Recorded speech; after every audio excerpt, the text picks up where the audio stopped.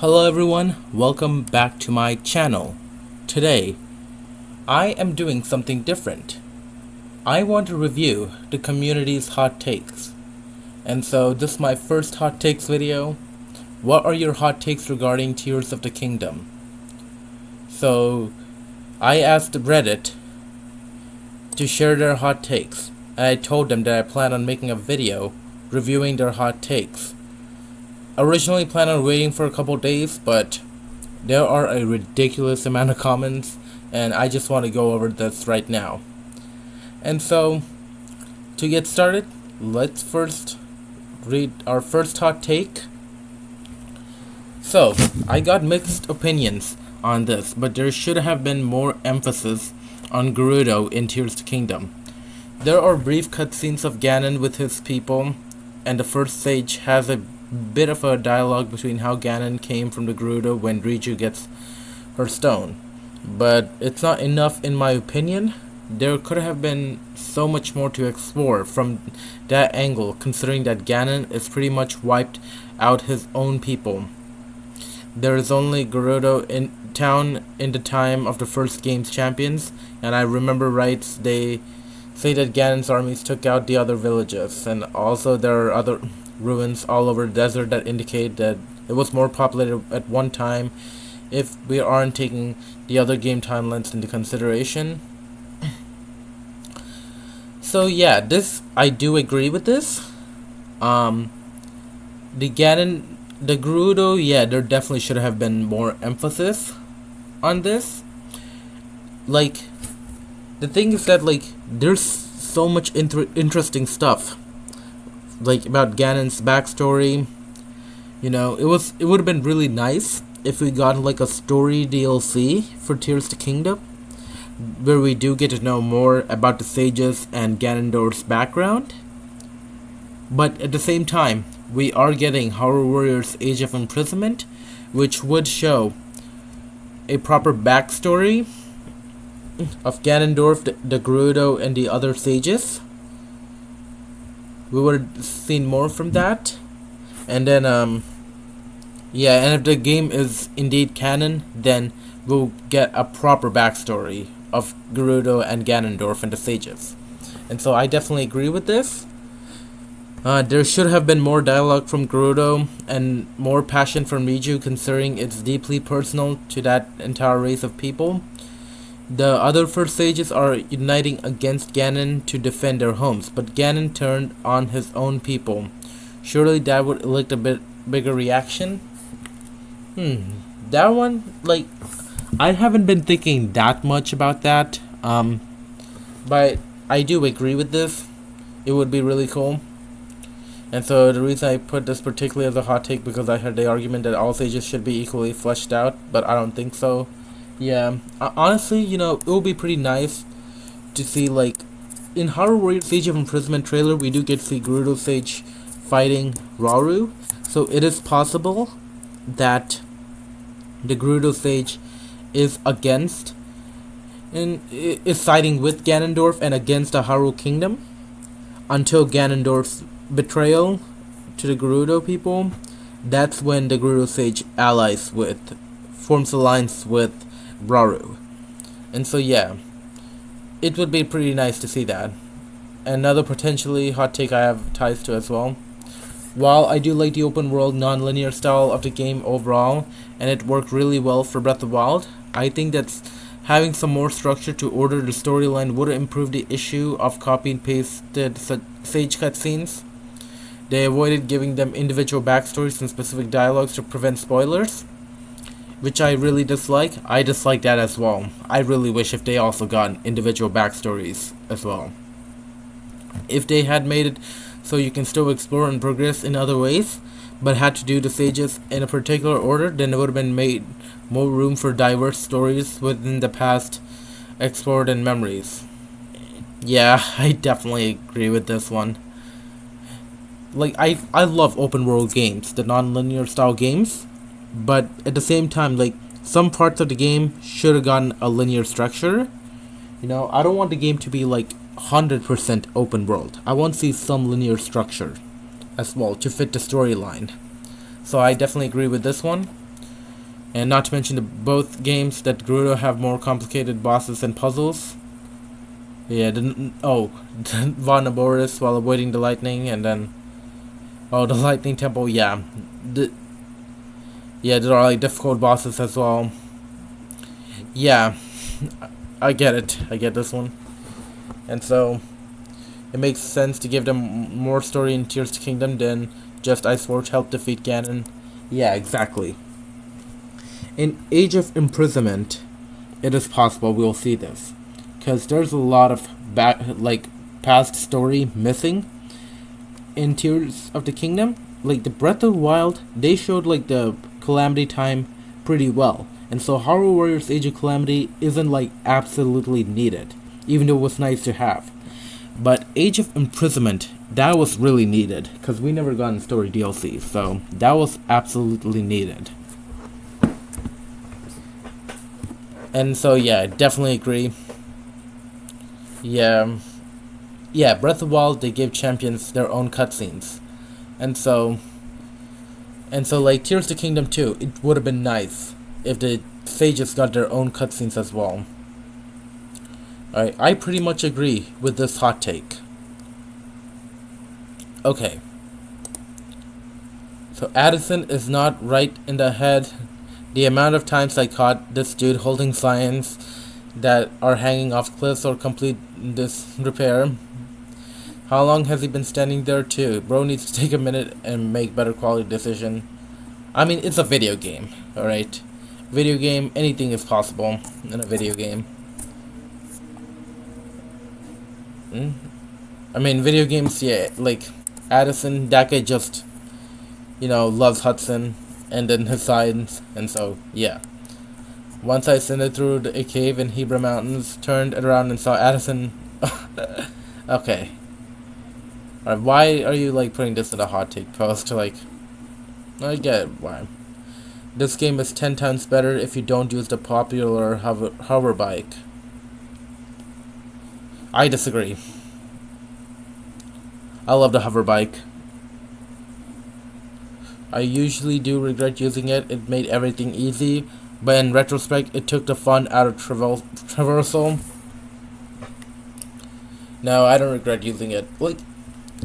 I mean, if you want to explore the world and do some Koroks, then yeah, don't use it, but I mean, the hover bike's fun, and it makes air travel pretty fine. Upgrading armor should have been more streamlined and easier, like most things take forever to get.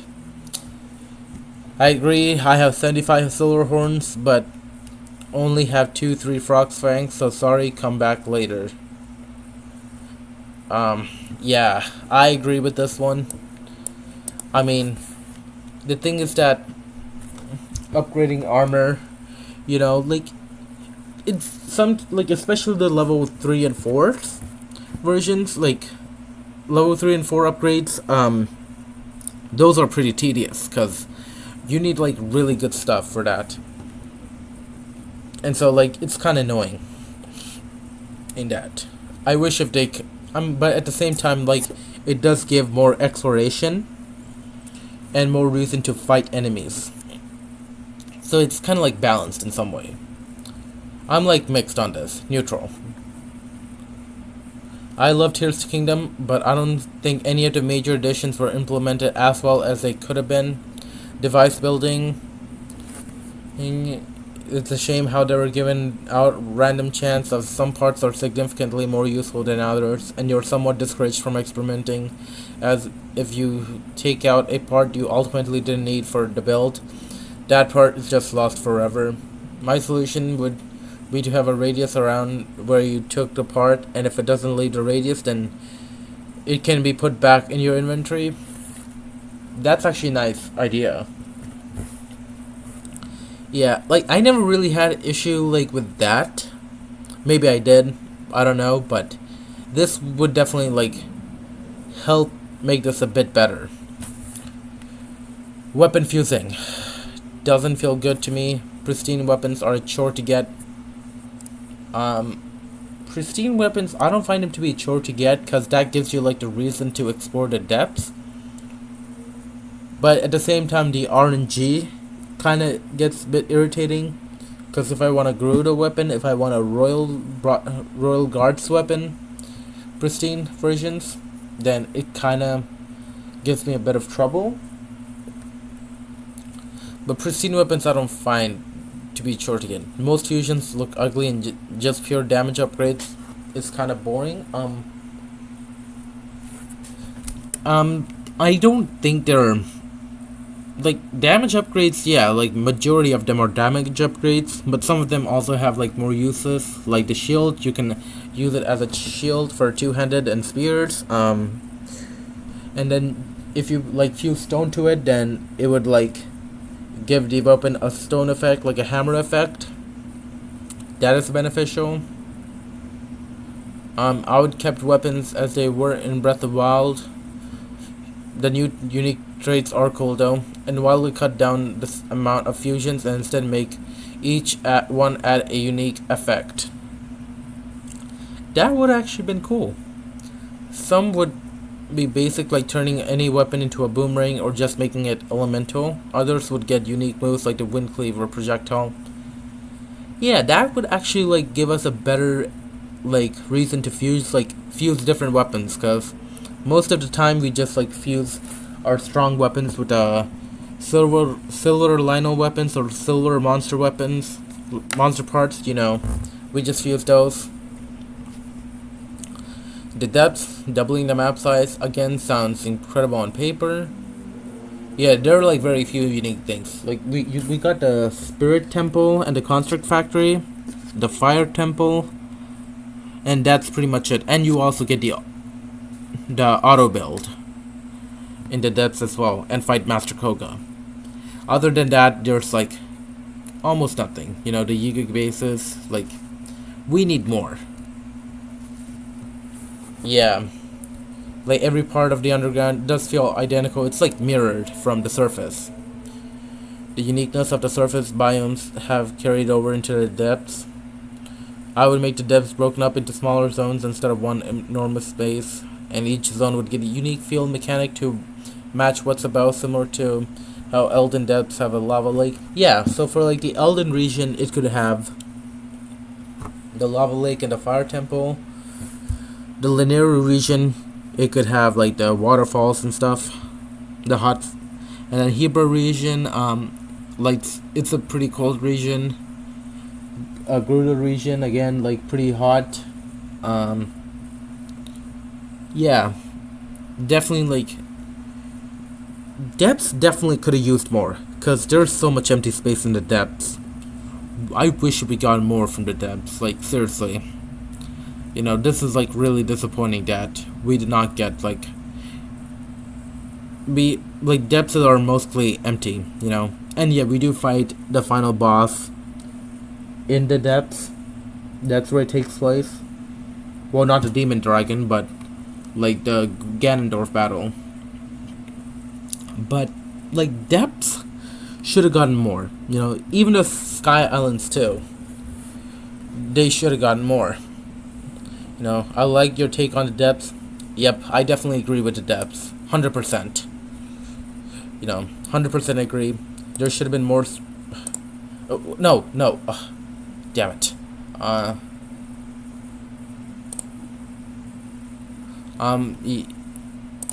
Yeah, there should have been more structures and biomes. I liked how the Elden Volcano leads down to a fire temple and that area. Yeah, it's just fire temple, and then the construct factory also kind of fits a bit. And then yeah, and then the Hyrule Castle, like Ganondorf battle, and that's pretty much it.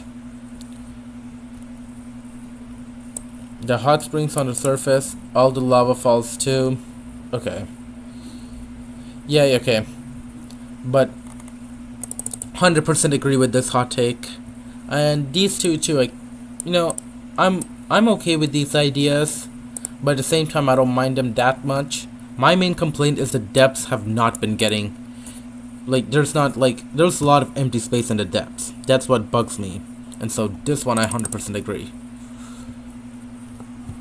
Alright, it's not a hot take that the depths are terrible, but my extra layer to this is that depths are being dived up to by the walls, which follow the reverse of both, makes it extra terrible. I don't mind this. Like, yeah, you could call this a hot take, but again, I don't mind. Yeah. Okay, hitting the dead after that. Okay. Love all the comments are very common takes regarding the game. The true hot take. Oh, true hot take. Zonai technology shows how technology in a fantasy setting can work without sticking out like a sore thumb. Future Zelda games should do this. I mean, I would love to see like more technology stuff. Like Breath of the Wild, we got the Sheikah technology, which is only the Sheikah Slate, and Master Cycle Zero. That's pretty much the only the Sheikah technology stuff, not counting the abilities inside the Sheikah Slate, which is still the Sheikah Slate. But then you also got the towers, and then you got the Sheikah shrines, and then the guardians. So a lot of Sheikah good stuff, but there's more Zonai technology in the game. But we also have some Sheikah technology like the Skyview towers and Pura pads, but that's it. But yeah, I would love to see more technology in the next generation of Zelda. I want more Sky Islands, kinda. I hate that there's no cast, and the depths suck because they're a bit too empty and have a lot of added costumes that have at least one ugly part. Alright, first of all, why the hell is Cass not included in the game? Seriously, why is he missing? Like, he's referenced by Pen, but overall, like, in Tears of the Kingdom, Cass got completely replaced by Pen. We see Cass's family, just not the bard himself. I mean, like, instead of having a blue macaw, we have a white pelican, and I love Pen as well. You know, Pen is a really cool addition. I love him, but Cass is way better. Alright? I love to see both of them in the game, and you know, I'm glad we have Pen in the game. I'm glad. But Cass, why is he not in the game? Alright, and one more Sky Islands, kind of, and then depth suck. Okay, this isn't really a hot take. This is more of a cold take. Yeah. But I like the Sky Islands. Like, here's the thing. I want to see more in the Sky Islands, because right now it's just a Wind Temple, the Water Temple, and the Great Sky Island, and then like a place where we first like go before the Construct Factory, that Sky Island. And that's pretty much it. Nothing else to the Sky Islands. I wish we got like more stuff in the Sky Islands. Some of them were cut content, but I wish we got more. Alright, Zonai were amazing additions to the Zelda lore, even though they further cement Breath of the Wild and Tears of the Kingdom as doing Fire Emblem thing, where it's an alternate universe not connected to the main timeline. I mean, I don't care about timeline, honestly. Like, I would love the games to be like canon. You know, like each game, but like Tears of the Kingdom is canon to the Breath of the Wild timeline, not to the entire Zelda timeline. But like they're like split timelines after Ocarina of Time, and so you know, I don't really like care that much about timelines, but I do like if they're canon. You know, and I'm not a fan of like the alternate universe, but at the same time, like, you know, like alternate universe, like it's not like part of Zelda, and they're just like splitting up Zelda even more. Not a huge fan of that. Alright, so the next hot take. Tears of the Kingdom is more of a multi-layered map, with a game in it with a lot of unrealized potential. However, it contains a masterclass about word building. Okay, more of a multi-layered map, the game in it that looks.